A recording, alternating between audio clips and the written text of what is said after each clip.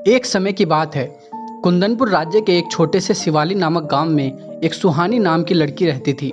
सुहानी के हाथों में एक अद्भुत कला थी। वो जो भी खाना बनाती बहुत ही स्वादिष्ट बनाती। लेकिन सुहानी को सिर्फ एक बावर्ची बनकर रहना पसंद नहीं था। उसका बचपन से ही एक सपना था कि वो एक बड़े से राज्य की राजकुमारी बने। वह हमेशा अपने बड़े बड़े राज्य और राजकुमारी वाले सपने में खोए रहती थी। सुहानी, अरे ओ सुहानी, कहाँ खोई रहती है? कहीं नहीं? बोलो, क्या हुआ? ये लोग तो चैन से मुझे सपने भी नहीं देखने देते। काश जो मैं सोच रही थी वो सच हो पाता तो कितना अच्छा होता। अरे ये सब छोड़ो, महारानी ने तुमको शाही खाना बनाने के लिए बोला है। अगर महारानी को तुम्हारा बनाया खाना पसंद आया तो हमें बहुत सारे इनाम मिलेंगे। अब इस ख्याली दुनिया से बाहर आओ और काम में लग जाओ। सुहानी सोच में पड़ जाती है और कहती है, अगर मैं इसी तरह यहाँ खाना बनाकर ये हलवाई का काम करती रही तो मेरे सपनों का क्या होगा? मैं एक सुंदर राजकुमारी कैसे बनूंगी? बस फिर क्या था। सुहानी अपना बावर्ची का काम छोड़कर जंगल की ओर निकल पड़ती है। सुहानी बहुत खुश थी। तभी सुहानी को सामने से घोड़े पर सवार होकर आती एक राजकुमारी दिखाई देती है। वो राजकुमारी सुहानी के पास आती है और उससे पूछती है, सुनो, क्या तुमको पता है यहाँ से कुंदनपुर राज्य कितनी दूर है? हाँ, मुझे पता है। तुम इसी तरफ चलती रहो। तुम एक दिन की यात्रा के बाद वहाँ पहुँच जाओगी। वैसे तुम कौन हो? मैं राजकुमारी एलिशा और मैं पड़ोसी राज्य से आई हूँ। मरने से पहले मेरे पिता ने मुझे कुंदनपुर राज्य आने को कहा था। अपने पिता के कहने पर ही मैं वहाँ जा रही हूँ। अरे, ये तो राजकुमारी है। मुझे इससे दोस्ती कर लेनी चाहिए। और मेरा नाम सुहानी है। मैं भी उधर ही जा रही हूँ। शाही परिवार से हूँ।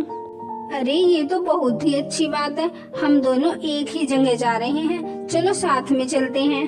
हाँ हाँ, क्यों नहीं। मुझे आपके साथ यात्रा करके बहुत खुशी होगी। और वो दोनों एक साथ कुंदनपुर राज्य की तरफ निकल पड़ती हैं। चलते चलते रात हो जाती है और दोनों एक जगह पर आराम करने के लिए रुकती हैं। एलिशा, मैं तो कुंदनपुर वहाँ घूमने और वहाँ के राजा रानी से मिलने के लिए जा रही हूँ। लेकिन तुम वहाँ क्या करने जा रही हो? चलो, जब हम इतने अच्छे दोस्त बन ही गए हैं तो मैं तुम्हें अपनी सच्चाई बता ही देती हूँ। दरअसल मैं अपनी असली माता यानी कुंदनपुर राज्य की रानी से मिलने वहाँ जा रही हूँ। हाँ, पर तुमने तो कहा है कि पड़ोसी राज्य से आई हूँ और तुम्हारे पिता ने वहाँ जाने के लिए कहा है। यहाँ पर उन्होंने सिर्फ मेरा पालन पोषण किया था। वो मेरे असली पिता नहीं थे। बात दरअसल 20 साल पहले की है। जब राजकुमारी एलिशा का जन्म हुआ तो एलिशा के जन्म से राजा और रानी दोनों बहुत ही ज़्यादा खुश थे। तभी राजा के दोस्त जो भविष्य बताता था, उन्होंने एलिशा का भविष्य देखकर राजा और रानी से कहा, महाराज, एलिशा का यहाँ रहना उचित नहीं है। ग्रहों के अनुसार 20 साल की उम्र तक उसका एक शाही घराने में रहना मतलब उसकी जान के लिए खतरा है। अगर वो यहाँ रही तो बच नहीं पाएगी। उसकी सलामती के लिए आपको उसे यहाँ से दूर भेजना पड़ेगा और जब वो 20 साल की हो जाएगी तो वो वापस यहाँ आपके पास आ जाएगी।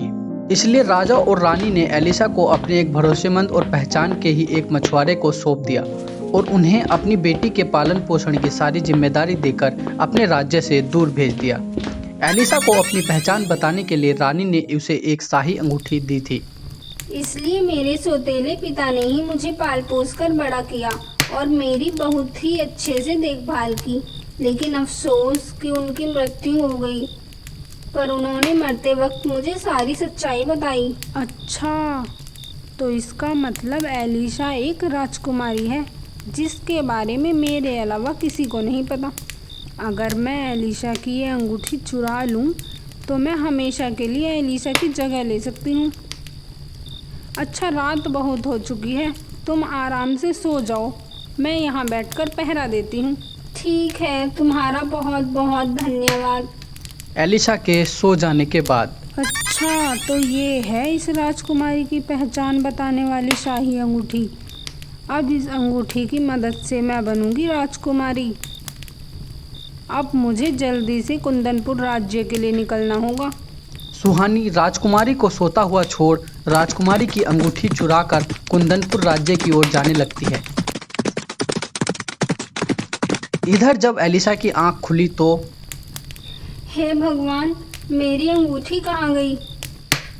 ये सुहानी कहाँ चली गई? सुहानी,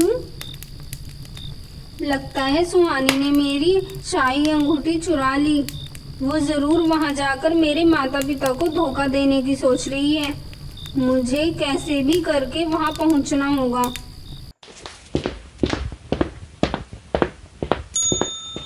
ये तो मेरी बेटी की पहचान की शाही अंगूठी है। इस अंगूठी के बारे में तो हमारे वफादार मछुआरा ही जानता था। एलिशा बेटी तुम वापस आ गई। मुझे तो सबसे बेहतरीन चीज मिल ही गई, राजा और रानी का विश्वास। रुक जाइए, ये आपको धोखा दे रही है। माँ और पिताजी, मैं आपकी असली राजकुमारी एलिशा हूँ। ये झूठ बोल रही है, आप इसकी बातों में मत आइए। माँ पिताजी, मैं इसे अच्छे से जानती हूँ। इसका नाम सुहानी है। पहले ये मेरी दोस्त बनी और बाद में इसने मेरी अंगूठी चुरा ली। लेकिन खुशकिस्मती से मुझे इसकी नीयत के बारे में पता चल गया। पिताजी, इसने मेरे साथ बहुत गलत किया है। इसे कड़ी से कड़ी सजा दीजिए।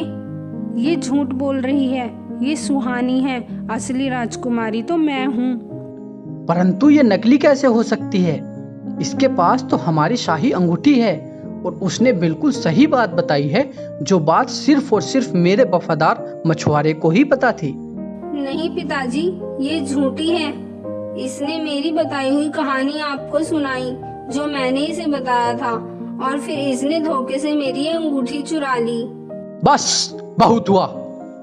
सिपाही, इस धोखेबाज लड़की को पकड़ लो। ये राजकुमारी बनने का नाटक कर रही है और इसे बंदी गृह में डाल दो। पर मुझे ऐसा क्यों लग रहा है कि यह हमारी बेटी है? मुझे इसे देखकर बहुत प्यार आ रहा है और मेरी ममता भी उमड़ रही है। सिपाहियों, रुक जाओ। सिर्फ इस अंगूठी से हम असली और नकली का पता नहीं लगा सकते। मुझे अपने दोस्त भविष्य बताने वाले के पास जाना पड़ेगा। अब वही बताएगा कि कौन असली है और कौन नकली। अरे, ये मैं कहाँ फंस गई? अब मैं क्या करूँ? खैर, जो भी हो, भविष्य बताने वाला भी तो इंसान ही है, कोई भगवान नहीं। और वैसे भी राजा मुझे अपनी बेटी समझ रहे हैं। उन्हें मुझ पर यकीन है। मुझे ज़्यादा डरने की ज़रूरत नहीं है। उसके बाद सभी भविष्य बताने वाले के पास जाते हैं। भविष्य बताने वाला दोनों लड़कियों को देखने के बाद राजा और रानी से कहता है, मुझे लगता है कि दोनों में से एक असली राजकुमारी एलिशा है और एक बावर्ची है, लेकिन मैं ये नहीं बता सकता कि इनमें से कौन राजकुमारी एलिशा है और कौन बावर्ची है। पर मेरे पास एक तरकीब है जिससे यह पता लगाया जा सकता है कि असली राजकुमारी कौन है। ठीक है, मैं तैयार हूँ। तो दोनों मेरी बात को ध्यान से सुनो।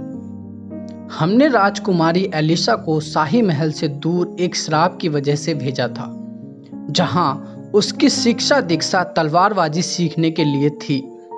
तो जो भी तुम दोनों में से राजा को तलवारबाजी में हराएगी, वही असली राजकुमारी होगी।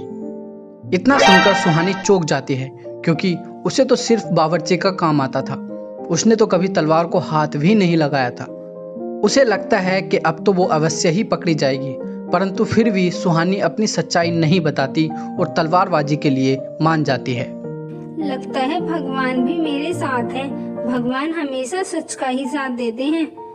मैंने तलवारबाजी सीखी है और मैं अवश्य ही इस तलवारबाजी में जीतूंगी। राजकुमारी बहुत खुश होती है। वही सुहानी सोच में पड़ जाती है और दुखी होती है कि अगर वो हार गई तो उसके साथ क्या होगा। कुछ ही समय बाद तलवारबाजी की प्रतियोगिता शुरू होती है।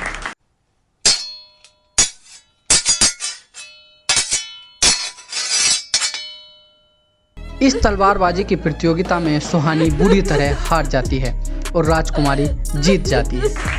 देखो, हर किसी का अपना एक हुनर होता है और तुम्हारे बारे में पता करने से पता लगा कि तुम खाना बनाने में निपुण हो और इसलिए तुम तलवारबाजी में हार गई। इंसान को वही काम करना चाहिए जिसमें वो निपुण हो। असली राजकुमारी को मैंने चुन लिया है। धोखेबाज लड़की, एक राजकुमारी होने के लिए तलवारबाजी आना बहुत ही आवश्यक है। बिना तलवारबाजी के कोई शाही खानदान का नहीं हो सकता है। कृपया मुझे माफ़ कर दो राजा और राजकुमारी एलिशा। दरअसल मैं ही सुहानी हूँ। रास्ते में मैंने राजकुमारी एलिशा से दोस्ती की और लालची हो गई। मैंने राजकुमारी बनने का नाटक किया। कृपया मुझे माफ़ कर दो, मुझसे बहुत बड़ी गलती हो गई। राजकुमारी, मुझे माफ़ कर दो, मैंने आपको पहचाना नहीं।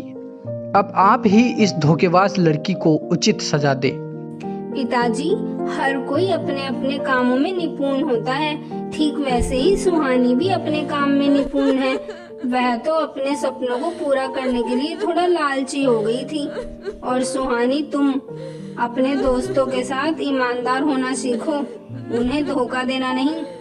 लोगों के प्रति दया की भावना रखो। मैंने भी अपने जीवन में यही सीखा है। इतना कहकर राजकुमारी सुहानी को माफ कर देती है और उसके काम की प्रशंसा करती है, और इसलिए राजकुमारी सुहानी को अपने राजमहल में शाही भोजन बनाने वाली के रूप में रख लेती है। वो दोनों अच्छे दोस्तों की तरह साथ में रहने लगती हैं।